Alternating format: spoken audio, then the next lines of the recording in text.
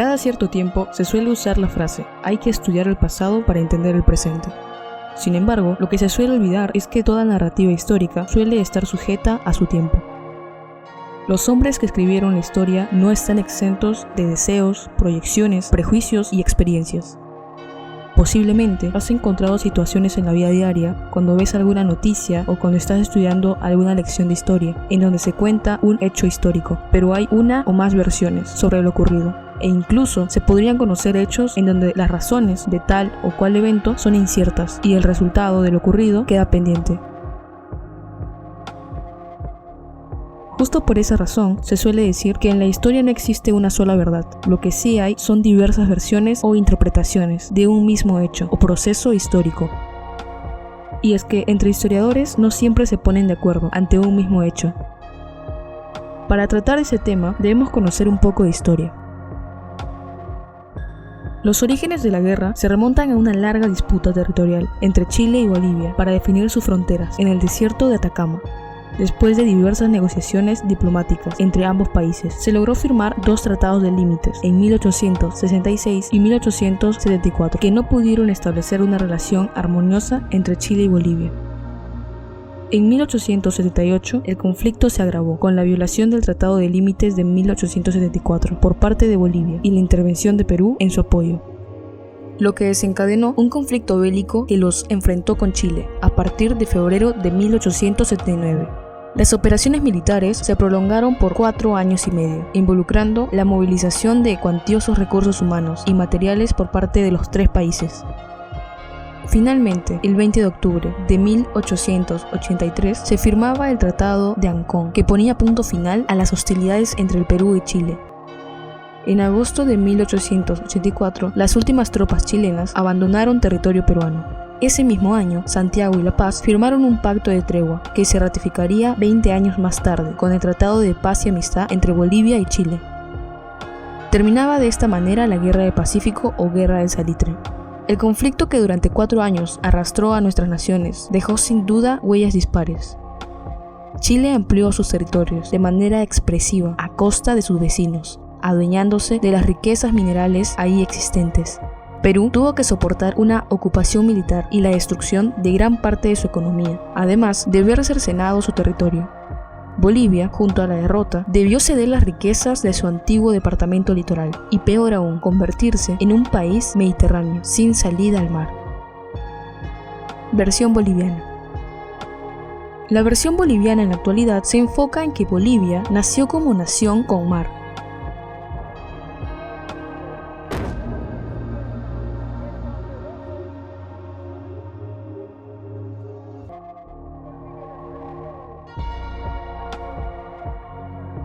Quiero decirles nuevamente que la invasión, la usurpación no da derechos. Que la invasión, usurpación no crea derechos. La historia oficial por parte de los bolivianos es que en el siglo XIX Bolivia gozaba de 400 kilómetros de costa y 120 kilómetros cuadrados de superficie frente al Océano Pacífico. Tras una disputa comercial y política contra Chile, se desencadenó la Guerra del Pacífico. En 1904, dichos territorios quedaron oficialmente en manos de los chilenos. Desde entonces y hasta hoy, Bolivia continúa reclamando su salida al mar. Incluso en plena guerra, el 26 de noviembre de 1879, mientras se desarrollaba la mal llamada Guerra del Pacífico, el canciller Santamaría envió una nota a Rafael Sotomayor, en el que establecía: el único medio que habrá que evitar es la prolongación para la lucha en Tarapacá. Sería interponer entre Perú y Bolivia, cediendo a Bolivia las regiones de Moquegua y Tacna, y habría un muro que nos defendería de Perú y nos dejaría tranquilos de Tarapacá. No podemos ahogar a Bolivia, debemos proporcionar a Bolivia por algún punto un puerto suyo. A partir de ese año, según los bolivianos, en reiteradas oportunidades les habrían ofrecido una salida al Océano Pacífico.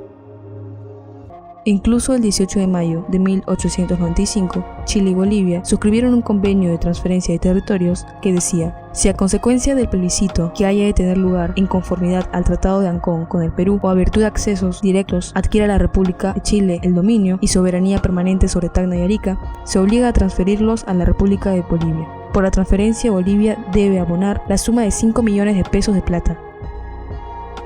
Según los bolivianos, no es la única vez que Chile le habría ofrecido a Bolivia una salida definitiva. El 8 de febrero de 1975, los generales Hugo Banzer y Augusto Pinochet se reunieron en la estación de Charaña, en territorio boliviano, para dialogar sobre la mediterraneidad de Bolivia y las relaciones diplomáticas con Chile. En el encuentro, Banzer y Pinochet se dieron el abrazo de la paz y acordaron una salida al mar para Bolivia, a través de la frontera septentrional de Chile con Perú. Ese día también se restablecieron las relaciones diplomáticas entre ambos países, suspendidas desde 1962. Banzer puso el tema de la mediterraneidad como prioritario en la relación entre ambos países y Chile lo consideró. Fue el propio Pinochet quien propuso formalmente la idea de crear un corredor hacia el Pacífico a cambio de un canje territorial. El abrazo de Charaña supuso una esperanza para salir nuevamente al mar, pero el acuerdo fue objetado por Perú, que se negó a negociar su frontera. Más bien, fue una contrapropuesta, la creación de una zona de soberanía tripartita. Tanto Chile como Bolivia lo rechazaron. Según las condiciones del Tratado de Lima de 1929, Perú tenía que ser consultado previo al acuerdo y por ello propuso un estatuto trinacional que fue rechazado por sendas dictaduras. En aquella ocasión quedó claro para los bolivianos que Perú jamás se permitirá perder frontera con Chile. Las negociaciones continuaron, pero concluyeron abruptamente en marzo de 1978, con la decisión de Bolivia de interrumpir nuevamente sus relaciones diplomáticas con Chile, ante la negativa del gobierno chileno de eliminar de su contrapropuesta la idea de canje territorial, que se había vuelto inmanejable para el gobierno boliviano. El proceso de Charaña fracasó porque el gobierno de Bolivia no pudo manejar internamente el concepto de canje territorial. Proceder a un canje territorial hubiera significado obtener una salida al mar como producto de una transacción y no de una reparación histórica, lo que no era aceptable para un sector creciente del pueblo boliviano. Y Banzer se vio en la obligación política de suspender nuevamente las relaciones diplomáticas con Chile, situación que se mantiene hasta el día de hoy. Pero no es la única razón por la cual Bolivia exige una salida al mar. Como la mayoría debe saber, actualmente Bolivia junto a Paraguay son las dos naciones de América Latina que carecen de litoral, una situación en la que se encuentran otros 42 países en el mundo. Según estos países, su desventaja geográfica los obliga a incurrir en mayores costos de transporte. Y este es el discurso que constantemente usan los gobernantes en Bolivia. Según las estimaciones del organismo, los países sin litoral tienen un costo promedio más alto de entre 30 a 40% en su comercio internacional que el resto de los países. Este costo no es solo consecuencia de la distancia, es también el resultado de una falta de redes logísticas modernas, alto valor de los seguros o las demoras para cumplir los plazos de entrega de las cargas. Incluso muchos no tienen una red vial pavimentada, y cuando el puerto marítimo más cercano está a más de 1000 kilómetros de distancia, es muy difícil hacer viable el comercio exterior. Actualmente, Bolivia pierde la posibilidad de que su Producto Bruto Interno crezca entre 1 y 3%, lo que implica un perjuicio económico de entre 400 y 1000 millones de dólares al año, aseguró a BBC Mundo el economista y gerente general del Instituto Boliviano de Comercio Exterior, Gary Rodríguez.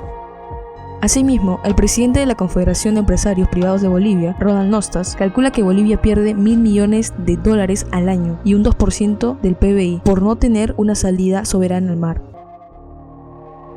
La investigación llamada Bolivia, un país privado del litoral, relata que el traslado de carga desde China a Bolivia es de 0,31 dólares por kilómetro frente a 0,14 dólares a Colombia y que el costo del transporte puede llegar a incrementar hasta en un 75% frente a los países con costa.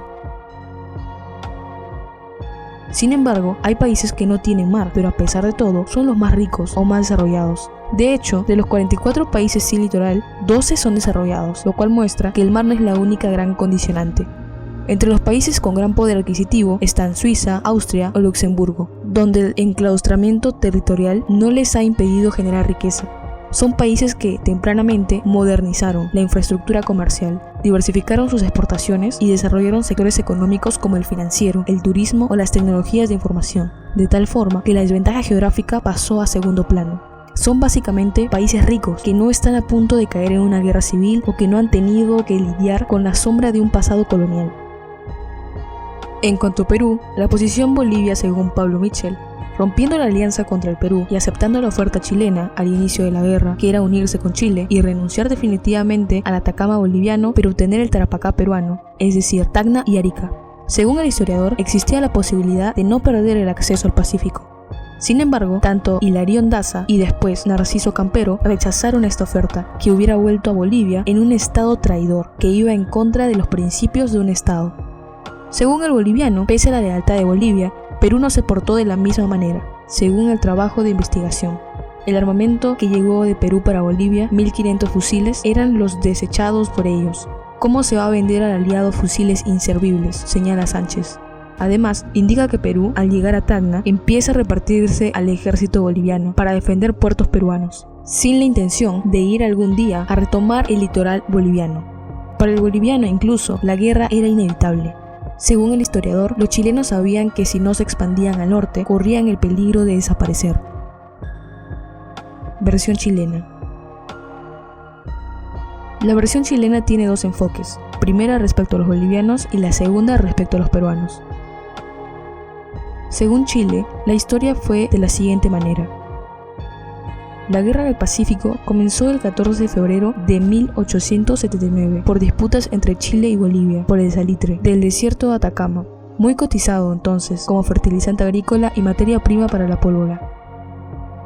El salitre era explotado por mineros chilenos en Antofagasta, capital del departamento boliviano del Litoral, donde el 95% de los habitantes eran chilenos.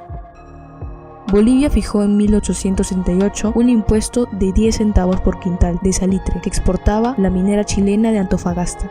La minera se negó a pagar y el gobierno confiscó sus bienes. El día que los iba a subastar, la escuadra chilena ocupó Antofagasta sin disparar un tiro. Chile sostuvo que recuperaba un territorio al que había renunciado porque Bolivia había violado el Tratado de Límites. Los chilenos tenían interés en mantener esta explotación, mientras que los bolivianos querían obtener vía impuestos algún beneficio. El impuesto gravaba con 10 centavos el quintal de nitrato exportado. Esto violaba, ante los ojos chilenos, el acuerdo de 1874, por lo que Santiago expuso su queja a La Paz. Daza, en lugar de abolir el impuesto, lo hace retroactivo y da como plazo el 14 de febrero de 1879 para su pago, o expropiaría a las compañías chilenas y subastaría el nitrato. Chile, en su posición de defender al capital de sus naciones, toma Antofagasta, y el gobierno boliviano declara la guerra el 1 de marzo de 1789, situación que fue notificada el 14 de marzo. En Chile, el impuesto es considerado casi unánimemente como una flagrante violación al Tratado de 1874. Una serie de acontecimientos sucedieron para que Perú tuviese que honrar un tratado secreto que prometía a Bolivia defensa ante una invasión extranjera. El tratado se llama secreto, aunque el Diario Nacional La Estrella de Panamá y otros más habían publicado la noticia de su existencia, razón más que suficiente para declarar la guerra a Perú. Hasta el día de hoy, Bolivia no tiene mar, por 10 centavos que se querían cobrar como impuesto al nitrato exportado. Bolivia, país empobrecido y sin preparación para la guerra, perdió rápidamente las ganas y posibilidades de pelear.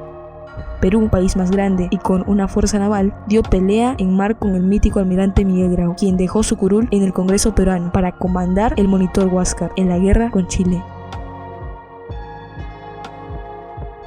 Al final de la guerra y posterior a la guerra, Chile tomó gran parte del territorio peruano. Bolivia perdió su acceso al mar. Grau se convirtió en la leyenda de los mares peruanos. Esta situación se agravaría aún más, luego que la Corte Internacional de Justicia, con sede en La Haya, Holanda, determinó que el gobierno de Chile no tiene la obligación de negociar con Bolivia, que este país tenga una salida soberana al mar. Esta situación creó una sensación de que Chile tiene todos los derechos de negar una salida al mar a Bolivia.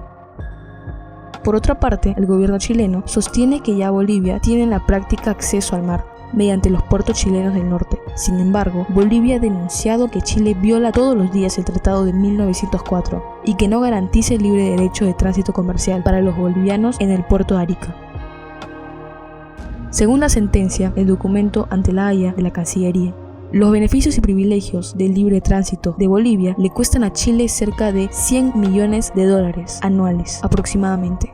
Esta cifra considera los costos directos, como inversiones en mantención de caminos y vías férreas, pago a las empresas portuarias por la gratuidad de almacenamiento y tarifas preferenciales, el no cobro de impuestos a la mercadería en tránsito hacia o desde Bolivia, y los costos en que incurren los privados para facilitar el libre tránsito. De hecho, solo entre los años 2005 y 2018, el Estado chileno ha gastado casi $900 millones en faenas de mejoramiento asociadas al libre tránsito de Bolivia hacia el mar. Adicionalmente, Chile le entregó una concesión de uso de 2 terrenos en Arica, uno de 13 y otro de 3,5 hectáreas, que están destinados a la operación y transferencia de hidrocarburos que se exportarían por el llamado oleoducto de Sica-Sica. También se otorgó en concesión de uso una franja de terreno para la cañería desde Arica a la frontera, de 10 metros de ancho y más de 150 kilómetros de largo, con una superficie que supera las 150 hectáreas. Sin embargo, el Estado boliviano no reconoce estos esfuerzos por parte del Estado chileno. La Guerra del Pacífico para Chile significó un antes y un después en la definición propia, la autoconcepción e identidad nacional. Muchos historiadores sostienen que la Guerra del Pacífico, tanto como para Chile y Perú, significó mucho más importante que la independencia. Para Chile en su momento significó una supuesta superioridad de la historia de Chile respecto a los peruanos y bolivianos. Incluso una superioridad de una raza, el orden contra el desorden, un país sin caudillos contra otro. Incluso en su momento existía el denominativo de raza chilena. Es decir, desde ese momento nació el etnonacionalismo, algo por el cual hasta hoy en día Perú carece. Desde ese momento para Chile es la base material que distingue y separa políticamente a la nación de sus vecinos, puesto que Chile había demostrado ser superior, incorporando nuevos territorios al país, como las provincias del norte luego de la Guerra del Pacífico y de la Araucanía después de la intervención armada del ejército en la zona. De esta manera se definió en la conciencia de la sociedad chilena como la raza guerrera. Otra versión chilena respecto a que Chile perdió más territorios de los que ganó, al ceder la Patagonia a la Argentina por el Tratado de Límites de 1881. El Tratado de Límites de 1881 definió las fronteras definitivas entre Chile y Argentina, donde finalmente se ratificó que la Patagonia Oriental pertenecía a la nación trasandina, mientras que la parte occidental, el Estrecho de Magallanes y el Cabo de Hornos eran para Argentina. Recordemos que la Guerra del Pacífico enfrentó a Chile con Perú y Bolivia desde 1879 hasta 1883, el cual le habría permitido a Argentina adjudicarse a la Patagonia, debido a que chilenos no podían sostener dos frentes de batalla. Durante el conflicto bélico, Argentina se había manifestado abiertamente a favor de Perú y Bolivia. En ese entonces, si Chile quería concretar sus aspiraciones sobre la Patagonia Oriental, tendría que haber iniciado un nuevo frente armado contra Argentina. Y el luchar contra tres países a la vez los habría puesto en una posición de desventaja. De esta forma, el gobierno chileno decidió ceder ante las presiones de Argentina y acordó renunciar a sus aspiraciones sobre la Patagonia Oriental, a cambio de que se le otorgara a Argentina el Estrecho de Magallanes y otras tierras australes, que eran estratégicas para el acceso al Océano Atlántico y, por consiguiente, vitales para el comercio con Europa. Además, de este modo también se ganó la neutralidad de Argentina, ya que así se aseguraba que ellos no se sumarían a la Guerra del Pacífico. Versión peruana. La versión peruana se sostiene en puntos, por una parte sobre Chile y por otra parte sobre Bolivia. Sin embargo, la versión peruana no se enfoca en qué ocasionó la guerra, sino más bien sobre el proceso de la guerra. Hay otra cosa todavía, General Daza. La artillería que esperamos no ha llegado. Sería riesgoso avanzar. Podríamos dejar al país sin ejército. Opino que debemos regresar, mi general. Y no solo hasta Tacna, sino hasta La Paz. General Daza, si usted me permite, voy a pedir la opinión de los oficiales aquí presentes. Que levanten la mano los que estén en favor de la contramarcha Arica.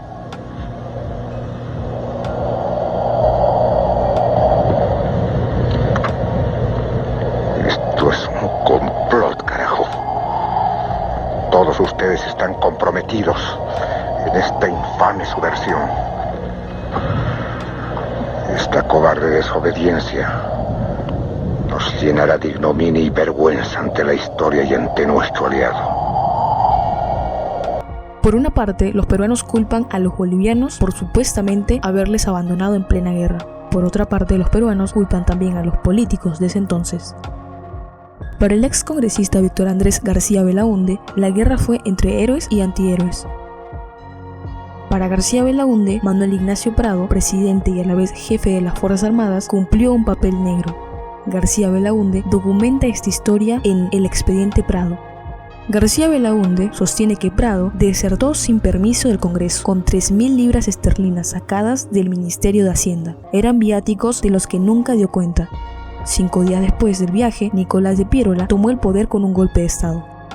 Cuando se le pregunta si firmar con Bolivia fue un error, García Belaúnde responde: Manuel Prado lo firma en 1873, presidente de ese entonces. Se equivocó. Los chilenos conocían el acuerdo, Prado también lo conocía. Gobernó 3 años antes del estallido de la guerra. ¿Qué hizo para evitarla o armarse? Ni uno ni lo otro. Había un conflicto por las salitreras donde Prado también tenía socios. Debió prever.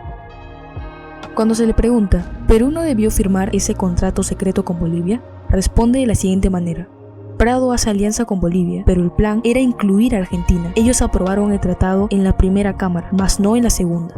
La razón, la disputa que tenían con Bolivia por Tarija. Lo cierto es que Bolivia provoca a Chile, exige a Perú entrar a la guerra. Nosotros pudimos declararnos neutrales debido a la imprudencia boliviana de aplicar un impuesto al salitre que explotaban los chilenos en Antofagasta. Es como si tú me das una exoneración de 10 años y a los 5 años la suspendes. Hubo torpeza de Bolivia y una ambición chilena. Recuerda que el litoral boliviano, Antofagasta, estaba lleno de chilenos e ingleses. Hubo una traición boliviana, que después dejan solo a Perú, y Hilarión Daza dice que le abrumaba el desierto y se van. Finalmente se le pregunta: ¿usted sostiene que continuaron las traiciones bolivianas? Terminada la guerra, Bolivia, en 1904, recibe $8 millones de Chile. Le hace el ferrocarril La Paz-Arica y le promete cederle Tacna y Arica. El presidente boliviano, que llega en ese entonces, en 1908, a Arica, dice: este es el mar de Bolivia. Un conchudo. La traición es haber aceptado un ferrocarril en territorio de un país que lo había perdido por defenderlos. Cuando Leguía recupera Tacna en 1929, el límite con Chile es el ferrocarril. Entonces nos cagó, hasta en eso. Por otra parte, sobre Chile, se tiene una visión de país invasor y desleal a los tratados. A principios de enero de 1881, el creciente ejército chileno, unos 26.000 hombres, convergieron desde diferentes entornos a Lima, la capital de Perú fundada por Francisco Pizarro. Los defensores, por su parte, no pasaban de los 12.000 hombres, en su mayoría voluntarios forzosos, tras un asalto brutal que le costó la vida a 2.000 hombres en cada bando. Los chilenos entraron en Lima el 17 de enero de 1881. Al día siguiente, Chile se apoderó de Callao, hundiendo a los peruanos sus últimos barcos, con tal de que no cayeran en manos enemigas. La presencia chilena hasta hoy es objeto de debate. Para algunos se produjeron saqueos, otros señalan que se tomaron botines de guerra. Después de las derrotas peruanas sufridas en San Juan, Miraflores y Chorrillos, lo que se produjo fue una situación de caos entre el 15 y el 17 de enero de 1881. Explica a Culto el peruano José Chaupis Torres, historiador y académico asociado de la Universidad Nacional Mayor de San Marcos. Se desencadenó una serie de saqueos por parte de los soldados chilenos que se encontraban dispersos después de las batallas por Lima, así como de los mismos peruanos, entre sí como con los chinos, quienes asolaron la capital antes de la ocupación. En Chorrillos se produjo el mayor saqueo y destrucción de propiedades y bienes de toda la historia de la Guerra del Pacífico, agravado por la ingesta de alcohol. Incluso se tuvieron que enviar patrullas para recomponer el orden de los batallones, explica José Chaupis Torres. Se produjeron también saqueos, robos y todo tipo de excesos por parte de los sectores marginales peruanos, mestizos, negros, mulatos, atacando en Lima los comercios y otras propiedades de chinos. En el Callao, los más afectados fueron los italianos. A esto se sumaron los soldados dispersos derrotados en las batallas por Lima, detalla el historiador. El historiador Patricio Ibarra, investigador del Centro de Estudios Históricos de la Universidad Bernardo O'Higgins, explica que el objetivo de tomar Lima fue una manera de asegurar el triunfo y que en un futuro tratado de paz se realizara en las condiciones deseadas, es decir, hacerse de los territorios salitreros ya obtenidos. Además, Ibarra señala que también pasó el hecho de acallar ciertas voces que venían pidiendo la medida tiempo antes. Para aliviar la presión de la opinión pública, el Congreso y un sector de la clase política por conquistar Lima y finalizar con la guerra a la brevedad. Además agrega otro factor, una especie de deseo de revancha que en la mentalidad chilena existía hacia el Perú. El pueblo estaba tremendamente entusiasmado en llegar a la capital del Perú. Era un sentir revanchista, después de que habíamos sido el último rincón del virreinato y siempre nos habían mirado con cierto desdén. El gobierno, consciente que hacer una campaña militar a 3.600 kilómetros de distancia no es una empresa menor, quiso hacerle el quite hasta donde pudo, pero ya para noviembre de 1880 la situación era clara y había que ir sobre Lima. Lejos de lo que cabría esperar con la caída de Lima, el desenlace del conflicto se complicó cuando entró en una fase de guerra no convencional. Las tropas peruanas supervivientes se negaron a rendirse y, camino de Cusco, plantearon una guerra de guerrillas en el interior del país. En aquellas condiciones, Chile se encontró incapaz de dominar por completo el país y se sumió en 3 años de ocupación estéril. Los términos de paz entre Chile y Perú, firmados el 20 de octubre de 1883 en Ancón, pusieron fin a 3 años de ocupación chilena y confirmaron la cesión de las provincias de Tarapacá y Arica a la fuerza invasora. Sin embargo, Chile no cumplió con el Tratado de Ancón. La primera medida del Tratado de Ancón fue restablecer las relaciones de amistad y paz entre las dos repúblicas en conflicto. El Perú debía ceder de forma permanente al territorio de Tarapacá y pagar las indemnizaciones correspondientes a los damnificados chilenos durante el conflicto. Por otro lado, durante 10 años, Chile tendría el poder de los territorios de Tacna y Arica, pero una vez que hubiese expirado ese periodo, se ejecutaría un plebiscito con el que se sometería a votación si los territorios quedaban bajo la soberanía chilena o peruana. Sin embargo, pasó el tiempo acordado y el plebiscito no se realizó, razón por la cual se le ve a Chile como país invasor y desleal a sus propios compromisos. Según el historiador Juan Luis Orrego, el país estuvo en vilo porque el plebiscito no se realizaba. Este debió convocarse 10 años después de la firma del Tratado de Ancón. Se tardaron casi 40 años, indicó. Durante esos 40 años, las autoridades de ocupación desplegaron una campaña de chilenización en la zona, que comprendió el traslado de gran cantidad de militares y civiles chilenos a Tacna y Arica. Las escuelas peruanas fueron clausuradas, los curas y profesores expulsados, los periodistas peruanos fueron hostigados y se prohibieron los desfiles y el izamiento de la bandera del Perú. Se vivía un drama nacional. 2 provincias del Perú habían quedado cautivas con Chile y se temía incluso perder a ambas porque el plebiscito que contemplaba el Tratado de Ancón era prácticamente inaplicable por la política de chilenización de los territorios, señala el historiador. Bolivianos, chilenos y peruanos han tenido una etapa de posguerra a corto, mediano y largo plazo, llena de encuentros y desencuentros, llena de vacíos y tensiones y con pocas cosas a celebrar.